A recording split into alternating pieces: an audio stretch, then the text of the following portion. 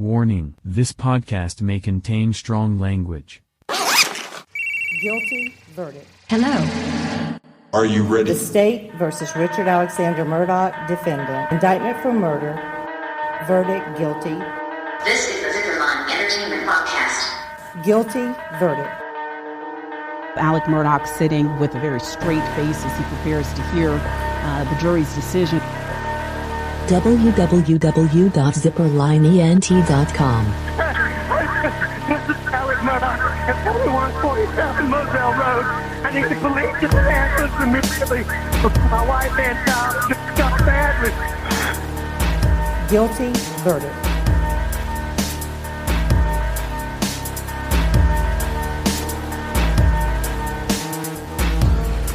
Now having been found guilty Here of is your host, 2 counts Rick of murder Ryan. involving your wife and your son, 2 counts of possession of a weapon during the commission of a violent crime, the burden now comes upon the court to impose a sentence.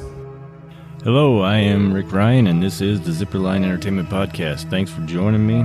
On this episode, I'm going to be telling you a story about a prominent family from South Carolina. It's the Murdaughs, and I'll simply title this episode, The Murdaugh Murders. But first, don't forget to check out the website, sign up for the newsletter, zipperlineent.com. And let's go check out some top stories.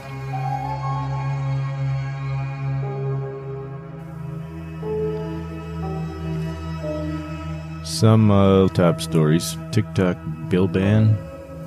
Trying to ban TikTok in the country. If they ban TikTok in the country, it's already been banned on every federal personal phone, every federal employee's personal items TikTok cannot be a part of. As well as a lot of states are cracking down and doing the same thing. No state employees are able to have TikTok on their phones. It's slowly, but it targets more than just social media. That's the thing. They put a TikTok ban out there. They put a bill out there. The bill will read they'll tell you the basics, but all the other hidden stuff is crazy. VPNs will be illegal now. You can get up to 20 years in prison and $1 million fines for having any TikTok or VPNs downloaded on your phone. I know my phone's an iPhone. I've got a VPN button. That's crazy. I don't know. Can't have any privacy.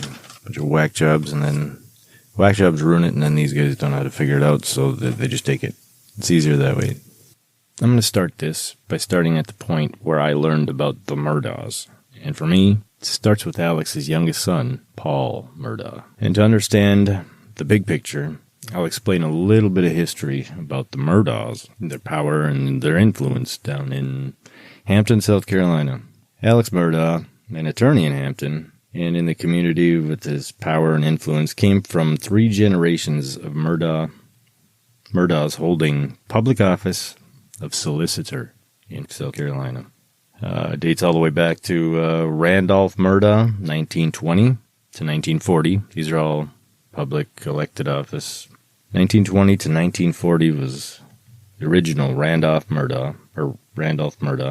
Second was Randolph Murdaugh Jr., 1940 to 1986. And the third, yep, you guessed it, Randolph III, 1986 to 2006, for 14th Circuit Solicitor. That's 86 years back-to-back that the Murdaughs ran that area. And now we got Alex Murdaugh. Alex Murdaugh married his college sweetheart, Maggie. And they had 2 sons, Buster and Paul. They had 1,700-acre estate with 2 private islands. And the public opinions about Alex and fam, well, as far as Alex, mixed opinions. Some things that came out were he inherited the red hair, the last name, but definitely not the talent. And so we begin with the first big story that's still unsolved as of today. A mysterious death of a young man named Stephen Smith, 19. On July 8th, 2015, a juvenile, Stephen Smith, was found on the side of the road near the Murdaughs with a wound to the head. Rumors about the Murdaughs started, but most assumed nothing would come of it. In that community, they were pretty much untouchable. So yeah, like I said, that stayed unsolved. Now I'll move on to Paul, the youngest son. And Paul came with a little bit of problems. At one time, he had a young lady named Morgan Dottie, They became, I guess, boyfriend and girlfriend, but it didn't last too long. Morgan didn't like it when Paul would drink. Allegedly, it turned violent, and nobody liked it. So their relationship ended, but they remained friendly towards each other. Another friend is a Connor Cook, a longtime friend, along with Cook's cousin, Anthony Cook. Anthony was in a fresh, loving, giddy little relationship with another young lady named Mallory Beach. And Mallory was best friends with a Miley Altman and a Morgan Dottie. And a Morgan Dottie, as I said, and Paul Murdaugh had a relationship but remained friendly. But all three of the girls were little besties. So these kids hung out often. None of them were pleased around Paul's alleged drinking problems, and they said his eyes would glaze over once he started drinking, and he would use his hands in a real weird way. It was almost like he was talking, but he has to use his hands to speak, but it was in a weird way.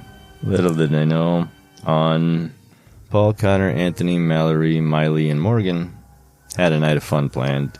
Go out drinking, partying, have a good time. Anthony and Mallory were still fresh in love and fresh young relationship.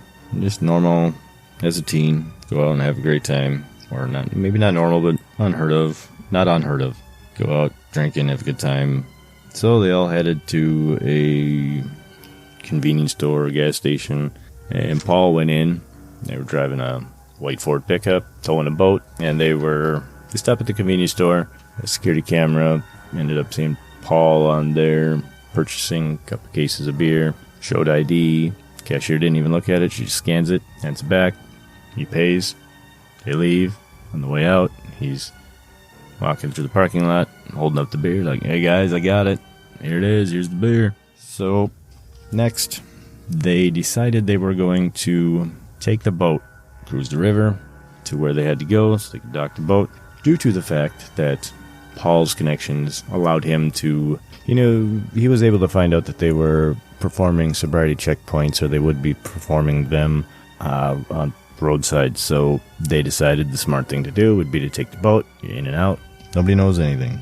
So due to the boat's Garmin navigation system, it gives a nice little timeline of the events. At 8 p.m., the boat had arrived at a party off the river at Oyster Roast.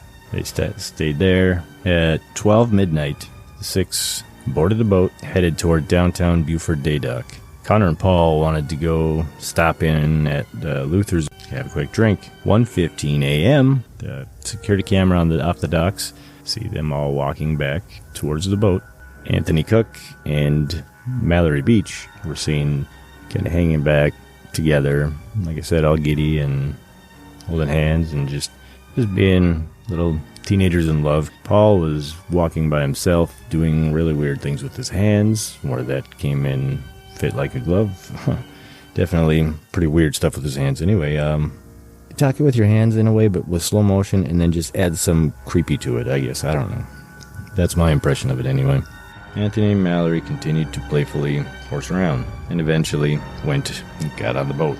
Little did they know, the rest of the boat ride home from here was going to change their lives forever. So, Paul's driving the boat, and he starts doing donuts and just screwing around.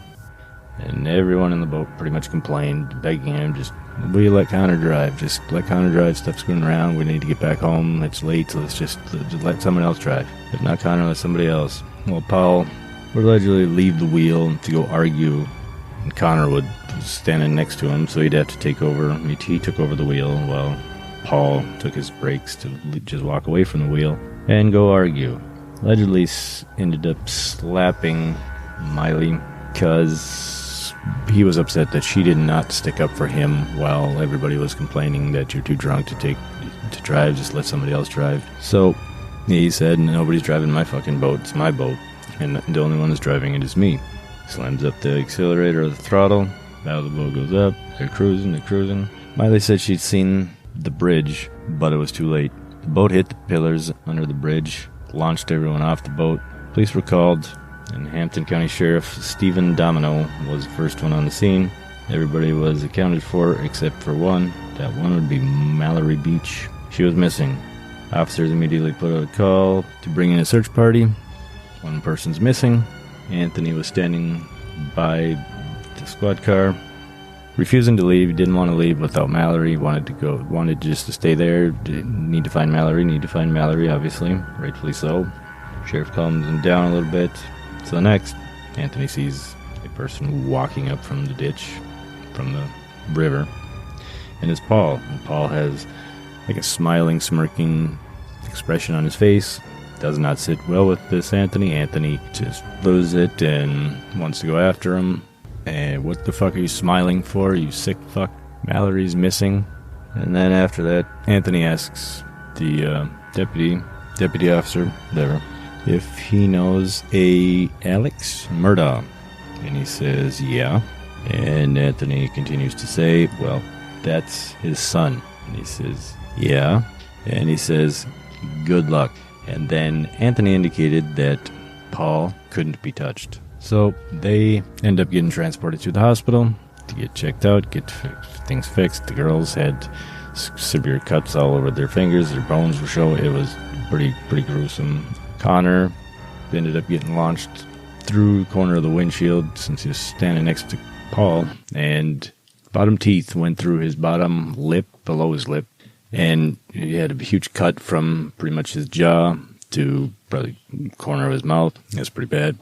Anyway, they went to the hospital all to get checked out. There's an officer there that's in charge of the investigation, going to figure out what's going on. Before he reaches any of the children, before he reaches any of these kids, Alex Murdaugh, the one and only Alex Murdaugh himself, shows up, and he's making his rounds. Explains to everyone involved that just don't say nothing, it'll be fine. Just don't say nothing, it'll be fine. To Connor, how you doing? Okay, great. Just don't say anything to them about driving. Just leave it alone. It'll be fine. You're gonna be safe. Just don't worry about it. You're gonna be okay. Connor's like, well, no shit, I'm gonna be okay. I wasn't the one driving. They're all pissed off. He did not mention her name. He did not ask about her. He didn't give an update. Nothing about Mallory. Just focused on don't say nothing, don't talk, and told Connor not to say anything about driving, just leave it alone. I'm here for you. Well, the kids knew that somebody should call Mallory's family. None of them wanted to make the call. I believe they're probably assuming or hoping and praying that nobody would have to make the call, that she would be fine, whatever. But nobody had called for a whole day till February 24th. Called Lynn. Lynn is Mallory's aunt, saying they can't find Mallory. The search party searched for 8 days. On the 8th day, there was finally some positive news-ish that at least they had found Mallory 5 miles away from the bridge where the accident was. They say she hit the pillar, got knocked out, and as she was unconscious, she drowned. Family, friends, volunteers, law enforcement, everybody was a part of the search party for 8 days. None of these kids really had any contact with Paul after that. Paul did show up at Mallory's funeral. 1 month after she was found, Mallory's family filed a wrongful death lawsuit on some of the Murdaugh family. Paul remained untouched until the next year on Mallory's birthday. Charges were filed against Paul. They all assume that untouchable. He's untouchable. He's untouchable. It's Alex's son. He's untouchable. But 1 year later on her birthday, they got news that they are charging him. So, time, a small win. In Connor's deposition, he said the morning of the crash, he held back from telling everyone he wasn't driving because of the Murdaugh influence. After the boat crash at the hospital, they didn't need to tell anyone who was driving the boat. The hospital security guard also said that he heard Alex on the phone talking to his wife, boy's mom. First call, he's all right. I don't know. Okay, I love you. The second call, he is fine. I don't know. She's gone. Don't worry. I don't know. She's gone. Call you later. Love you, bye. Obviously, Alex's goals were goal number 1, get his little shithead Paul out of trouble. At the hospital, Paul's behavior gave the hospital suspicion to test his blood alcohol levels. Several hours after the crash, they tested him, and it was still 3 times over the legal limit of an adult. Nobody involved ever thought Paul was going to get charged because of the family power. It was 2 months after the boat crash. On Mallory's 20th birthday, Paul was charged with 3 felony counts.